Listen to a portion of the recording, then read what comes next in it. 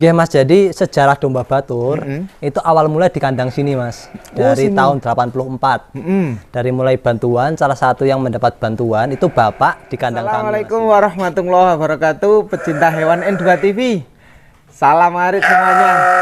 Saya sudah di peternakan domba Batur ini, milik Mas Nizam ya. Rozan. Rozan ini alamat lengkap mana Mas? Alamat lengkap di Batur Banjarnegara Mas. Kalau semisal teman-teman mau mampir, mau pinarak, langsung saja di Google, di map itu tulis domba Batur, nanti langsung menuju ke farm kami Mas. Kalau nomor telepon? Ada Mas, 082 133 133 403. Oh, Mas masih muda, sudah nikah atau belum? Belum Mas, masih bujang.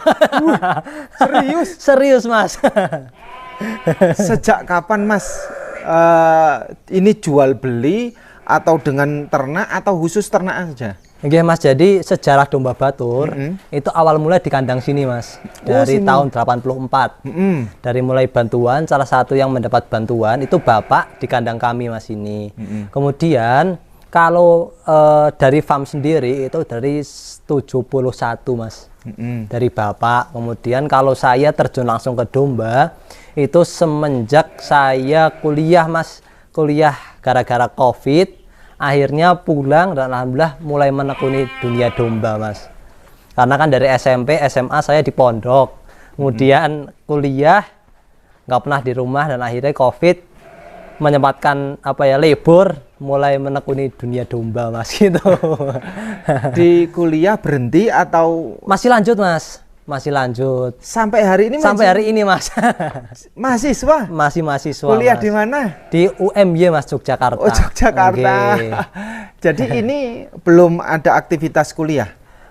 Saya sedang proses skripsi Mas. Skripsi. Jadi tinggal akhir Mas. Nah, apa nggak sibuk Mas, repot atau gimana gitu menjadi mahasiswa, jaraknya jauh, ini ngurusi domba? Sebenarnya kalau repot nggak repot itu tinggal bagaimana kita manajemen waktunya Mas gitu. Jadi kan kalau domba ini itu kayak nggak ada nggak ada perawatan khusus Mas selain memberi pakan gitu. Walaupun pemberian pakan itu bisa dibilang super ekstra Mas, karena untuk porsi dari domba Batur itu bisa dibilang 2 bahkan 3 kali lipat dari domba biasa Mas. 2 sampai 3 kali lipat dari domba biasa. Rakus Mas. Coba sih Mas, saya lihat itu kayaknya gede-gede banget. Mas. Lewat mana ini masuknya? Sih, monggo Mas.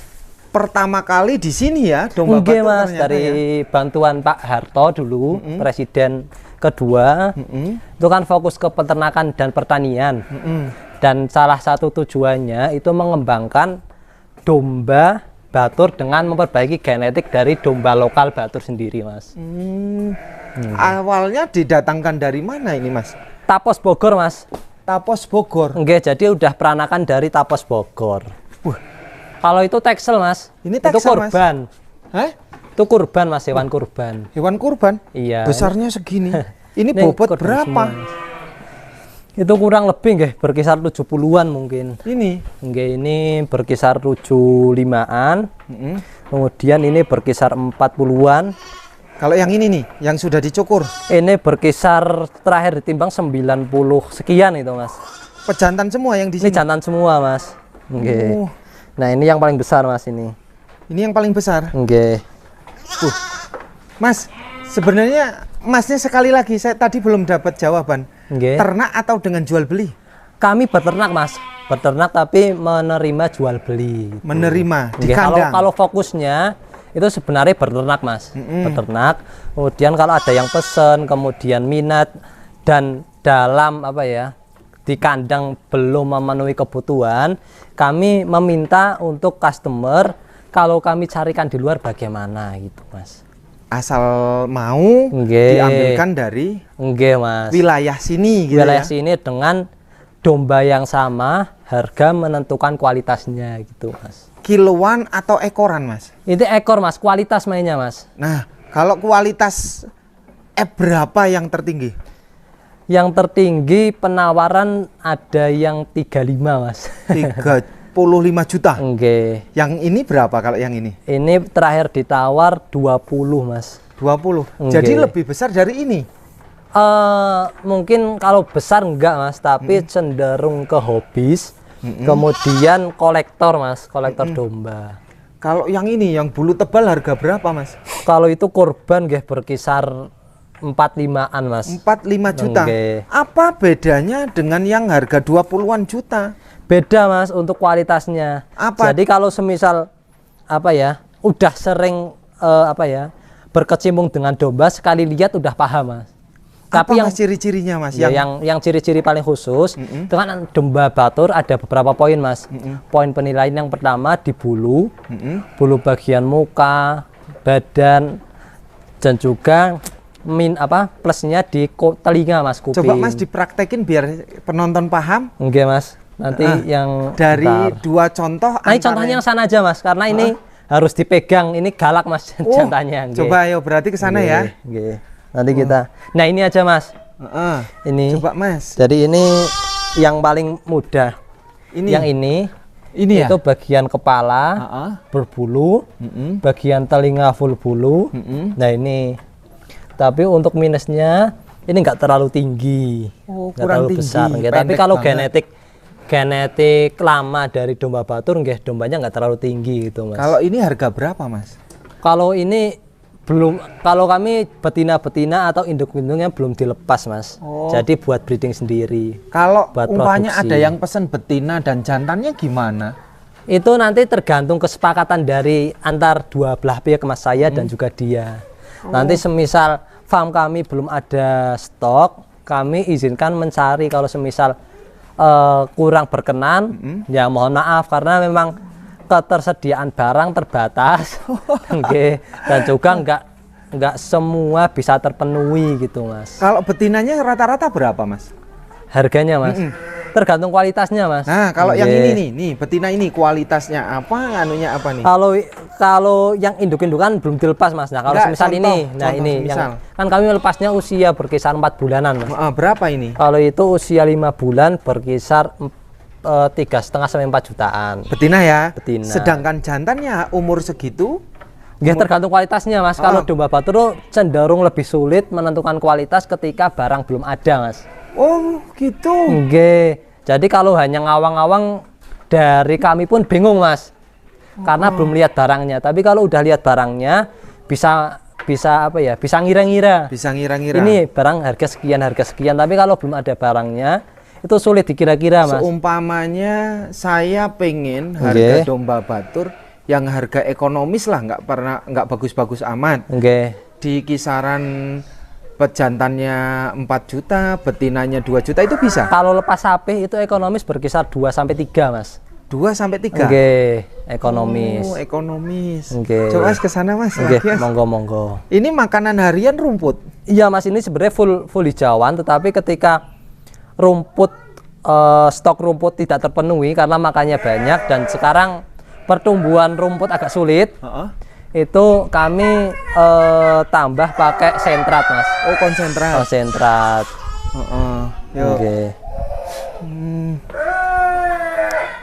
Populasi sebenarnya kalau bisa dihitung dari semua peternak yang ada di sini, itu rata-rata sudah berapa ribu ekor, Mas? Kalau di Batur sendiri ya, Mas, Batur mencangkup desa, itu kurang lebih berkisar 5 ribuan, Mas. 5 ribuan ekor ya? Wah, Mas, ini yang coklat apa, Mas? Jadi ini kita sedang eksperimen, Mas, ini, Mas. Ada eksperimen juga? Jadi ini jenis lain, kemudian kami eksperimen, kawin silang dan lain sebagainya. Ini jenis apa, Mas? Ini kalau genetiknya, itu sudah nggak jelas, Mas. Tapi kalau kira-kira kami gitu ya, Mas, ini genetiknya ada Merino dan juga Suffolk, Mas. Suffolk. Kalau bahasa ini namanya Solvas. Eksperimen selanjutnya apa ini, mau diapakan? Nah, jadi kita mencoba, ini kan mencoba, Mas, mencoba mengawin silang dengan jenis-jenis lain, Mas. Apa yang pengen disilangkan? Nah, itu kan kemarin sempat ada Texel. Texel itu nyoba, terus lokal dengan hitam, warna hitam, nyoba juga. Kemudian ini pakai domba batur, Ini belum keluar anakannya. Kemudian ada semi lokal Texel. Kami juga nyoba tapi belum keluar anakannya. Jadi kami apa ya? Ya namanya belajar Mas. Jadi ini kandang belajar sebenarnya Mas. Mas, yang dijual harga daging cuman apa jenis model ini? Kalau harga daging itu yang tadi Mas. Yang tadi? Iya yang pertama itu kandang apa pertama. Namanya? Domba apa itu? Sebenarnya kalau pedaging itu kan hasilnya silangan Mas. Oh silangan. Silangan bisa Texel sama Merino, Texel sama lokal, Merino sama lokal dan lain sebagainya. Dan itu hasilnya hanya harga daging ya? Harga daging Mas biasanya kalau silangan. Nah ini kita nyoba nilangin tapi jangan sampai menjadi harga daging gitu Mas. Oke. Coba jadi Mas ini lagi. Ikutnya ke seni Mas ini Mas. Seni ya? Atau hobis. Mas ke sana Mas. Ya monggo Mas. Ini sama ya berarti ya? Ini bisa dibilang kakak adik, bisa dibilang sama om. Ini sama ini bapaknya sama tapi ini dari induknya, ini dari kakaknya ini Mas.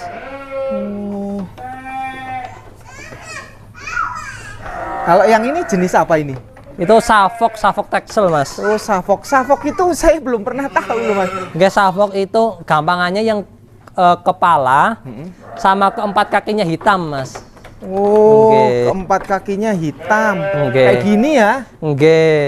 Badannya putih kayak gini, kakinya hitam. Itu pasti Suffolk. Kalau sekarang udah nggak ada yang jenis murni Mas atau FB-nya.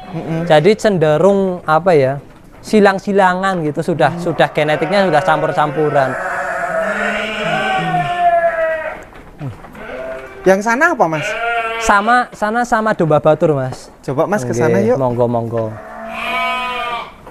Ini apa ini Mas? Ini ada kurban tanduk. Mas. Hah? Kurban. Hewan kurban. Kok ada tanduknya? Ini kemungkinan ada silangan juga sama lokal Mas. Lokal? Bisa. Harga berapa kalau lokal kayak ini? Domba batur tapi genetiknya genetik standar. Harga? Ini laku di 4.500.000. Bobot mungkin kalau bobot lapar Mas. Kan kalau kami nimbang mesti bobot lapar itu berkisar 65-an Mas. 65-an. Kemudian yuk, kalau bobot kenyang itu bisa sampai 75 Mas. 70. Coba Mas. Oh jadi kalau nimbang itu bobot lapar ya? Mas. Jadi ya kita cari ininya aja lah, cari apa namanya setransparansi mungkin Mas. Oh ini apa Mas? Ini kotorannya Mas. Hah? Kotoran. Kok kayak letong Mas? Mas, jadi domba batur itu kalau di batur sendiri ya, karena mungkin pakannya mengandung mineral yang banyak, jadi kotorannya cenderung jadi teletong Mas. Ada beberapa ketika makan hijauan yang tidak begitu mengandung mineral banyak itu jadi serintil. Tapi kalau makan kayak wortel kemudian odot dan lain sebagainya yang mengandung air banyak itu nanti ketemunya jadi teletong Mas. Kalau ini rumput apa Mas? Ini odot Mas. Odot ya? Iya, odot gunung. Jadi kalau di sini nggak ngembang Mas. Nggak ngembang ya? Iya. Nggak ada batang, nggak ada sama sekali ya? Iya, batangnya kecil ini Mas.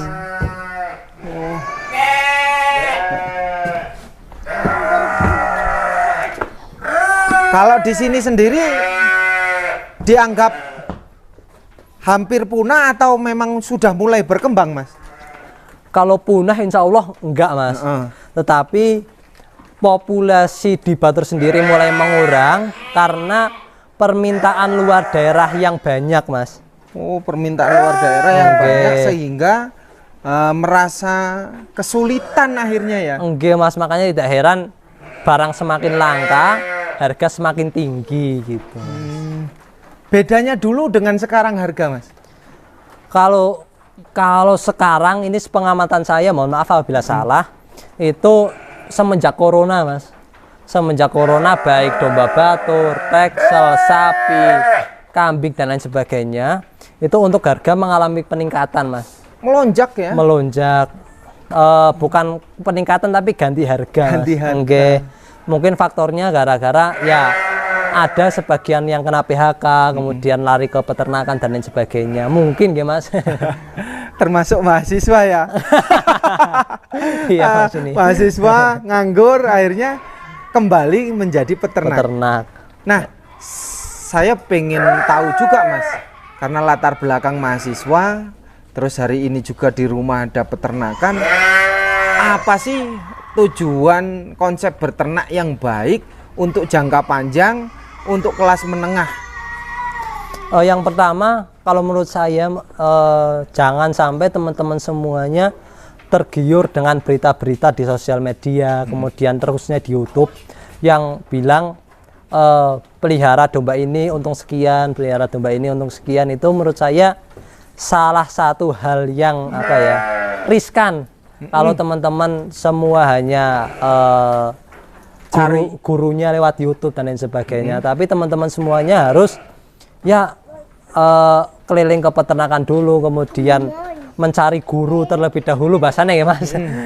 Terus mencari ilmu terlebih dahulu, jadi nggak hanya instan lewat sosial media, karena terkadang sosial media ada yang menjerumuskan gitu ya Mas. Pasti ada ya. Nggih. Dan Masnya beberapa kali melihat? Kalau melihat kami belum pernah, tapi menyaksikan tayangan. Menyaksikan tayangan orang yang mengalami kerugian gara-gara gurunya lewat YouTube dan lain sebagainya gitu. Apalagi kan sekarang sudah banyak difasilitasi pelajaran-pelajaran lewat farm-farm yang membuka kelas khusus peternak dan lain sebagainya. Kalau menurut saya itu lebih efektif Mas. Lebih efektif. Okay. Intinya Mas, hitungan-hitungan yang tadi disampaikan oleh teman-teman lewat media sosial itu terlalu tinggi. Kalau itu tergantung yang nangkap Mas. Yang tergantung yang nangkap. Bukan berarti kami membuat statement bahwa sosial media itu menjerumuskan gitu ya Mas. Tapi pinter-pinterlah dalam menyaring apa yang ditampilkan di sosial media gitu. Cocok. Okay. Ini bobot berapa? Ini kemungkinan berkisar 80-an Mas. 80-an. Kalau anak baru lahir umur 1 bulan itu bobot berapa sih Mas? Itu tergantung Mas. Ada yang 3 kilo, ada yang sampai 6 kilo lebih. Yang 6 kilo menjadi super gitu ya? Kalau domba batur penilaian super bukan berarti dari besar badannya Mas. Karena besar badannya belum tentu menentukan kualitasnya. Oke. Nah kalau yang ini udah berkisar 18 sampai 20 tahunan Mas ini. Yang mana? Ini Mas. Nah yang lagi ada penjenengan ini. Ini? Iya Mas. 18 sampai 20 tahun? Iya Mas. Umurnya? Iya Mas. Dan kecil? Iya Mas. Induk itu. Dan ini harga paling mahal ya? Enggak Mas, kami selalu setiap periodenya ya Mas, selalu menyisihkan 1 atau 2 ekor untuk regenerasi Mas. Karena kan seringkali regenerasi, kalau dari farm kami regenerasi itu ketika sudah afkir, dalam artian afkir itu sudah nggak layak produksi. Yang pertama ketika buntingnya lahirnya bermasalah. Kemudian yang kedua ambingnya bermasalah. Yang ketiga nggak eman sama anaknya Mas. Jadi itu kalau kami pasti tak lepas.